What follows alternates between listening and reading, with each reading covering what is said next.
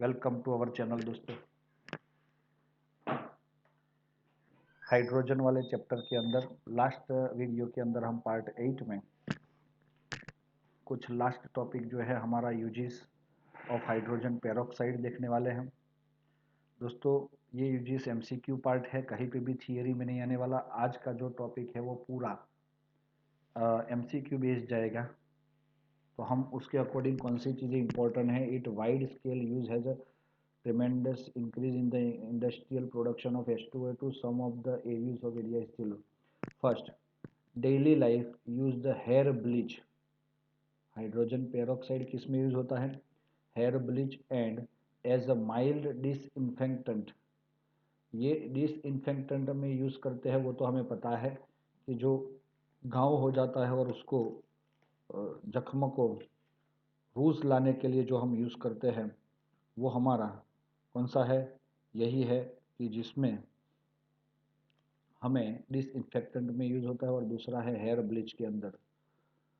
As a antiseptic is sold in the market perhydrol. ये MCQ बनता है ना? पर हेड्रल,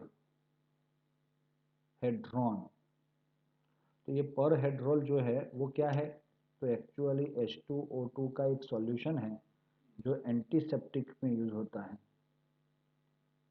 तो ये चीज़ याद रख लोगे आप लोग। It is use to manufacture. Perhydrol क्यों नाम बोला है?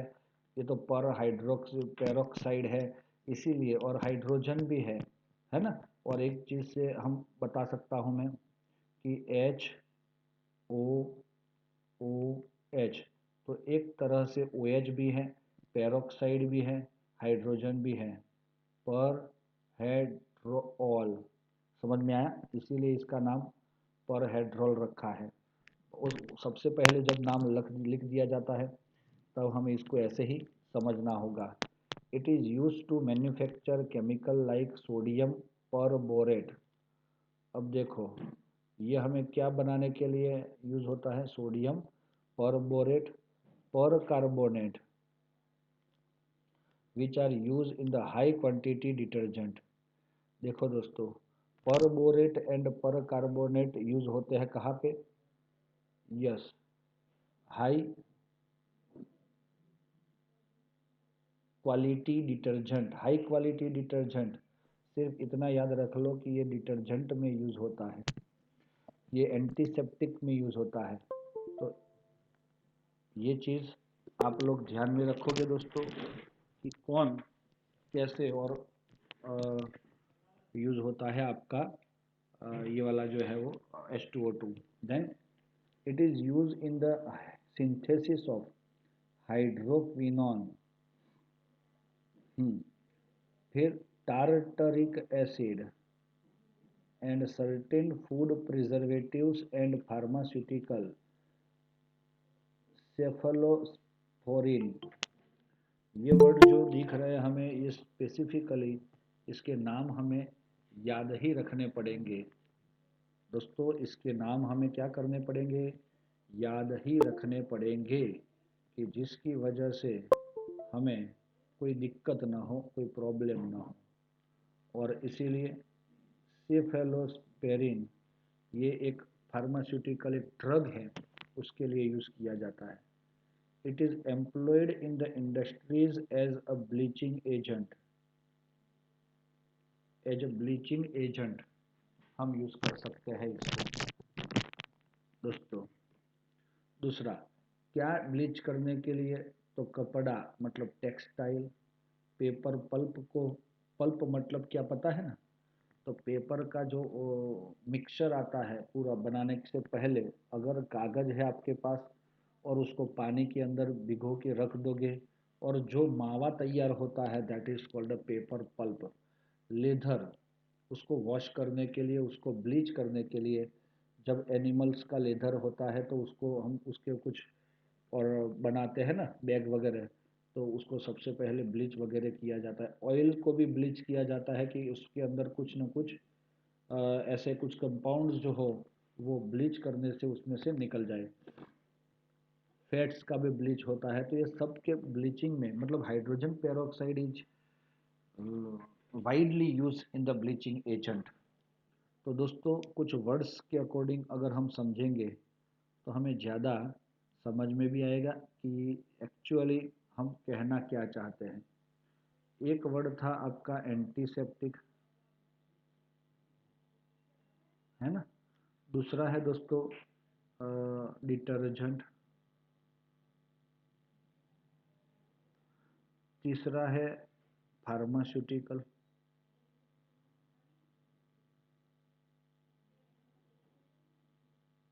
चौथा है bleaching agent. Last, nowadays it is also used the ETP। 5, green chemistry भी लिख सकते हैं। ये ग्रीन केमिस्ट्री क्या होती है? केमिस्ट्री तो सर कैसी भी हो हमें दिखती तो है नहीं, लेकिन दिखनी चाहिए। लेकिन ये ग्रीन केमिस्ट्री क्या होती है?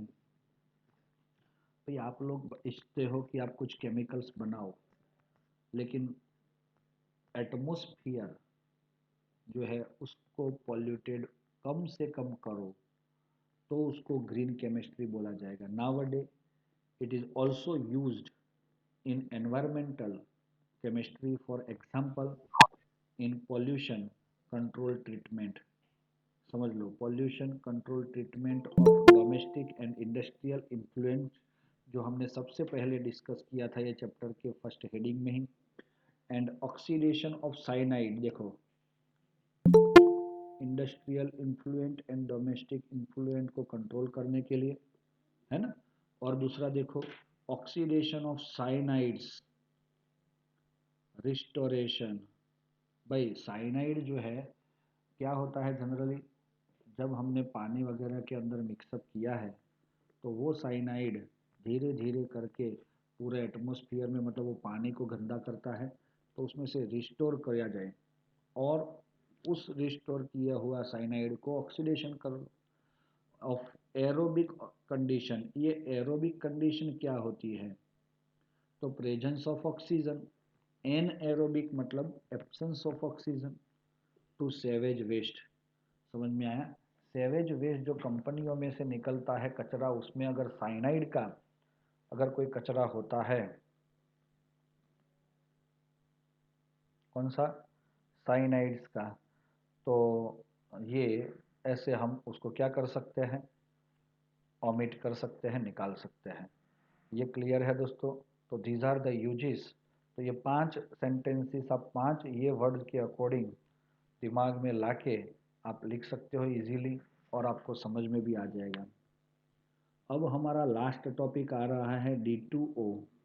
D2O का बढ़िया सा नाम है, वाटर ही है, H2O का बड़ा भाई है, लेकिन उसका नाम है हैवी वाटर। दोस्तों कौन सा वाटर है ये? Heavy water. It is extensively use as a moderator in a nuclear reactor and in exchange reactions for the study of reaction mechanism. It can be prepared by executive exhaustive electrolysis of water or by product in some fertilizer industrial। देखो दोस्तों underline कर लो ये कहाँ से मिलता है D2O। तो भाई it can be prepared by exhaustive electrolysis of water. एक पानी का ज़्यादा मतलब स्ट्रांगली अगर हम क्या करेंगे, इलेक्ट्रोलिसिस करेंगे तो भी हमें थोड़ा बहुत D2O मिल जाता है। और दूसरा by product in fertiliser industries. तो फर्टिलाइज़र जब बनाते हैं तब भी हम पानी तो यूज़ करते ही हैं, लेकिन कुछ को प्रोसेस होके ये फाइनली किस में कन्वर्ट हो जाता है? यस, कि भाई ये D2O बन जाता है। It physical property are in given table 9.3।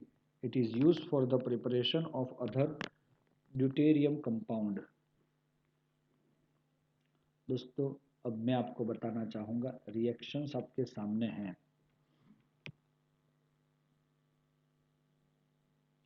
CaC2 plus D2O, हम इसको कैसे एक्सप्लेन कर सकते हैं वो भी बता देता हूँ।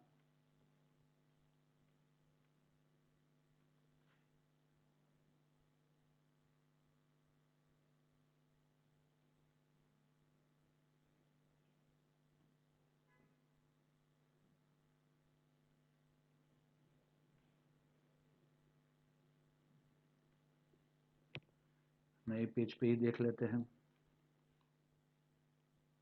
CaC2 plus D2O। दोस्तों मैं इसके पहले आपको बताता हूँ CaC2 प्लस H2O। चलो क्या बनेगा इधर, इसमें से आपको मिलता है H plus and OH minus, और ये बॉन्ड जब ब्रेक होता है तो ये Ca+2 और C माइनस 1 बनता है। तो सिमिलरली यहाँ पे भी ये बॉन्ड ब्रेक होके Ca+2 एंड C माइनस 1, और यहाँ पे क्या मिलेगा आपको, D plus and OD minus. तो दोस्तों क्या हो रहा है इधर, हमें इतना पता चल जाना चाहिए कि भाई Ca+2 जो है वो इसके नेगेटिव आयन के साथ जुड़ के CaOH बन जाएगा, +2 और -1 है तो क्रॉस मल्टीप्लिकेशन होके CaOH ट्वाइस बनेगा ना, yes, and also it gives C-1 and H+1, so we got C and H, C2H2 के फॉर्म में। चलो रेडी, तो दोस्तों क्लियर है ये, तो 2 मोल हमें चाहिए इसके लिए, and it is our CH triple bond CH ethyne, and ये है कैल्शियम हाइड्रोक्साइड CaOD ट्वाइस, ऐसा होके C2D2 हमें मिलेगा। अब कोई पूछेगा C2D2 का मतलब क्या है, तो ये है आपका इथाइन, लेकिन कैसा होगा, हैवी इथाइन। चलो दोस्तों क्लियर है, और आगे देख लेते हैं। SO3 रिएक्ट विथ D2O, तो सिमिलरली ये भी D2SO4 टोटल ही बन जाएगा, जैसे हमारा बनता है H2SO4, अगर आपने SO3 प्लस H2O किया है तो ये मिल जाएगा Al4C3 plus H2O।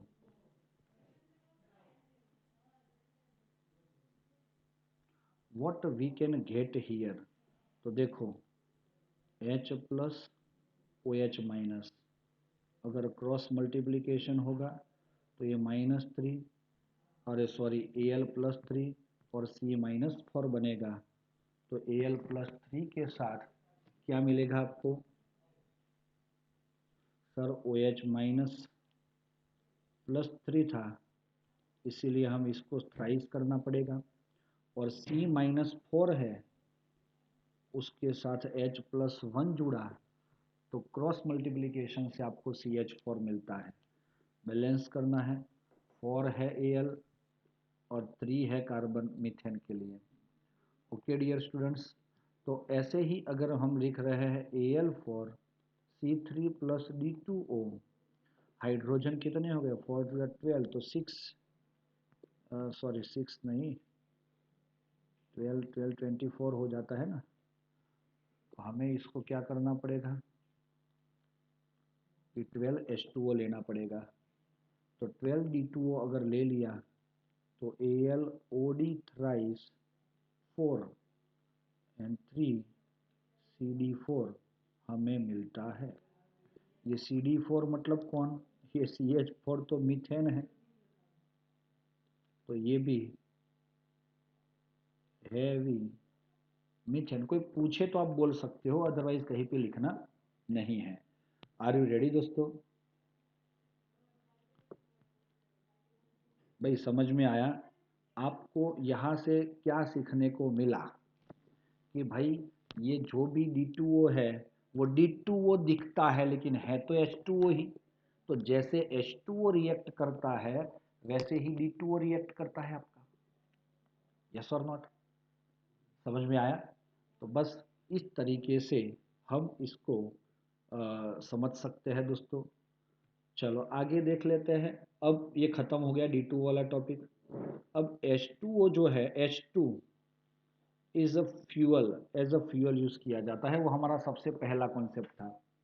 Dihydrogen release a large quantity of heat on combustion. भाई कंबशन अगर H2 का होता है, जलाओगे, कंबस्ट करोगे, तो H and large amount of heat is produced. The data on energy released by the combustion of fuel like dihydrogen, methane, सुनो, methane, dihydrogen, LPG, ये सबको आप लोग अगर कंपेयर करोगे तो are in term of the same amount of mole, mass and volume are shown in table this. तो देखो दोस्तों, एक मोल के अंदर आपका डाइहाइड्रोजन कितनी वो देता है एनर्जी? यस, ये तो बहुत ज़्यादा है गैसियस स्टेट में, और लिक्विड स्टेट में भी 285 है। और वही LPG देखो कितनी देता है, 220, CH4 880 ऑक्टेन, ये बहुत ज़्यादा देता है। उसी का ही हम पेट्रोल, डीजल, केरोसिन में यूज़ करते हैं। लेकिन दोस्तों एक चीज़ है, हाइड्रोजन को हैंडल करना थोड़ा हमारे लिए इजी रहता है, इसीलिए इसको ज़्यादातर यूज़ किया जाता है। From this table it is clear that the mass for, अच्छा देखो, पर ग्राम की बात की जाए यहाँ पे, पर ग्राम, तो ये 143, 1 ग्राम हाइड्रोजन H2 143 जितनी एंथैल्पी देता है। यस और नॉट? यस।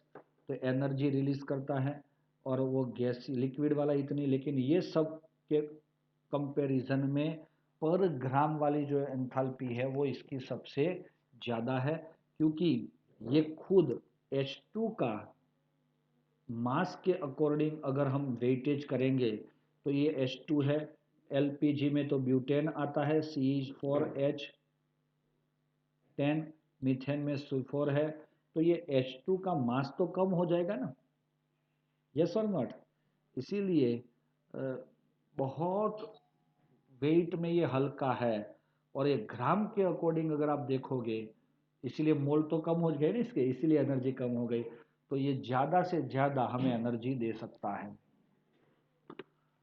यहाँ पे देखो कि भाई dihydrogen can release more energy than petrol, वो तो पता है मोल के according, okay, about 3 times. However mass के अकॉर्डिंग देख लिया ना मैं। Moreover pollutant in a combustion, अच्छा, ये LPG आपका CO2 निकालेगा, ये मीथेन आपका CO2 निकालेगा, ये ऑक्टेन आपका CO2 निकालेगा, लेकिन ये हाइड्रोजन जो ले रहे हो आप वो पानी निकालता है। तो यहाँ पे पॉल्यूशन भी नहीं हो रहा है दोस्तों। is combustion of dihydrogen will be less than petrol.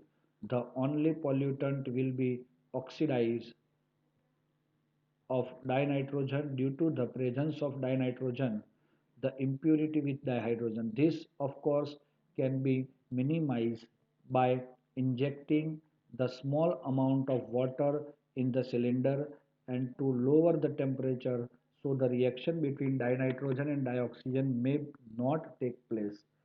आपको तो पता है N2 and O2 का रिएक्शन नहीं होता है, नहीं होता है दोस्तों। And again, next, however, the mass of the container in which dihydrogen will be kept must be taken into consideration. दोस्तों जो भी हमें कंटेनर लिया है उसका भी मास हमें कंसिडर करना है। A cylinder of compressed dihydrogen weight about 30 times as much as tank of petrol, समझ लेना। कंप्रेस्ड करने के बाद डायहाइड्रोजन जो हो जाता है, एक सिलेंडर सिमिलर सिलेंडर आपने भर दिया है, लेकिन उसका मास के अकॉर्डिंग अगर आप देखोगे तो 30 टाइम है, same energy of same amount of energy.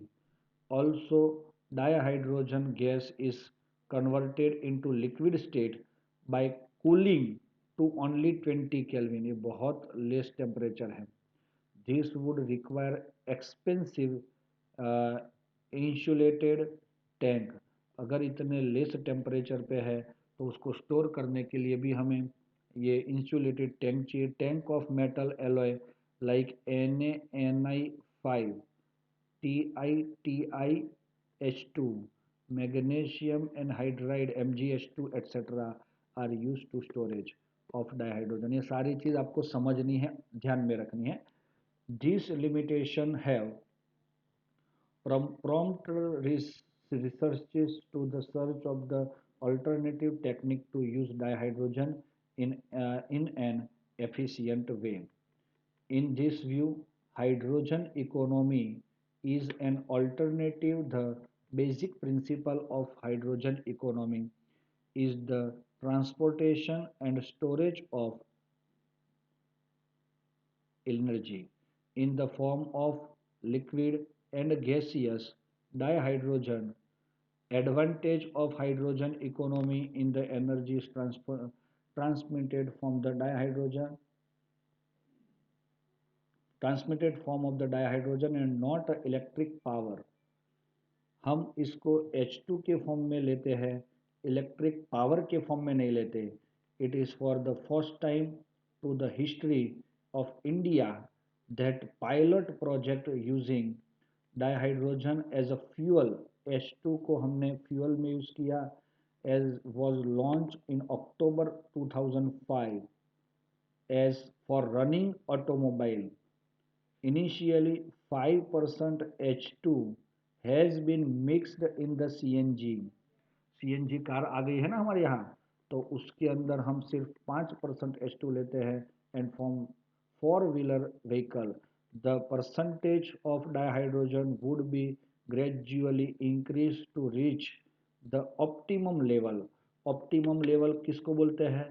अब वो लेवल से ज़्यादा अगर हम लेते हैं तो नुकसान ज़्यादा होने के चांसेस है, जैसे कि टैंक ब्लास्ट हो जाए, या तो ज़्यादा एनर्जी मिल जाए, एवरेज कम हो जाए, ऐसा कुछ ना कुछ कंडीशन सेट करके मैक्सिमम हमें पोटेंशियल मिले, एवरेज मिले और इंजन को खराबी ना हो, ये सब सोच के जो लेवल सेट किया जाता है उसको ऑप्टिमम लेवल बोलते हैं. Nowadays it is also use in a fuel cell for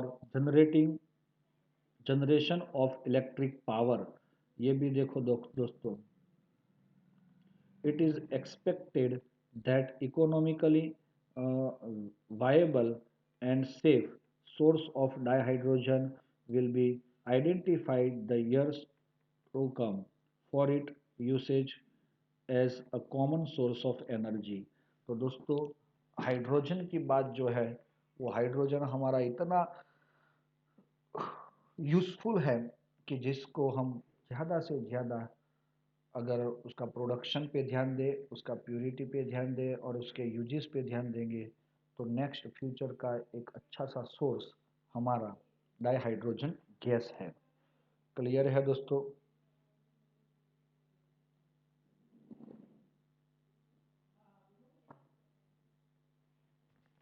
okay है डियर स्टूडेंट्स?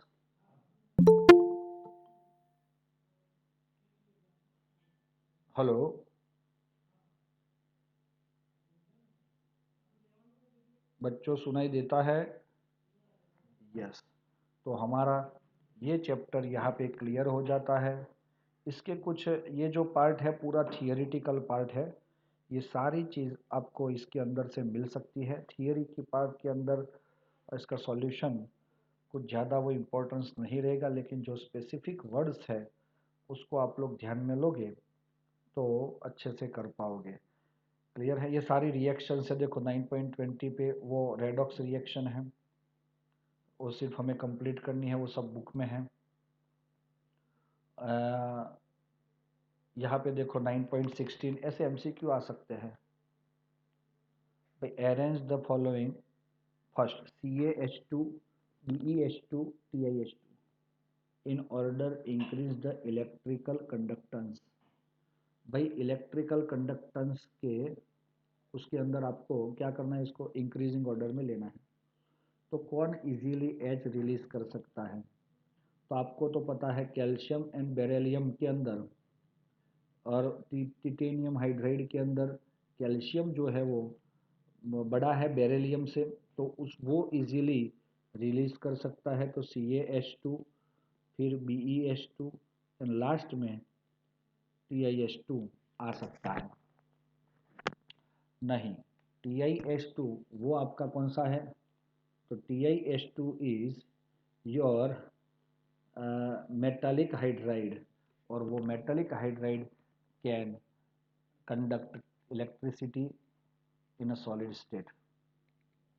सिमिलरली देखो आयोनिक कैरेक्टर की बात है LiH NaH एंड CHS।